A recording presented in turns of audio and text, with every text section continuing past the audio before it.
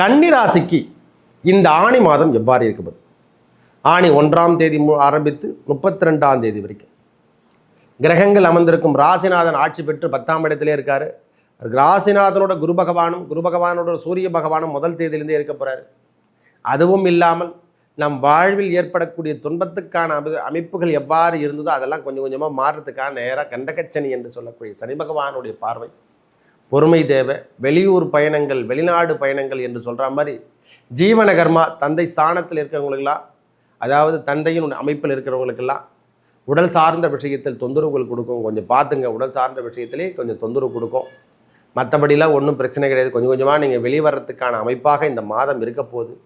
வேலை இழந்தவருக்கு வேலை வாய்ப்பில் ரொம்ப பிரச்சனையாக, சுவாமி நான் வேலை மாற்றம் செய்து கொள்ளலாமா அப்படின்னு நினைக்கிறவங்களுக்கு, கன்னிராசிக்காரங்களுக்கு இந்த மாதம் வேலை மாற்றங்கள் கண்டிப்பாக உண்டு. கவலையே படாதீங்க. வேலையில் என்னென்ன புதுசாக செய்யலாம், நம்ம புதிய மாற்றங்கள் எவ்வாறு கொண்டு வரலாம், இந்த மாதிரி அமைப்புகள் தேடிக்கலாம்.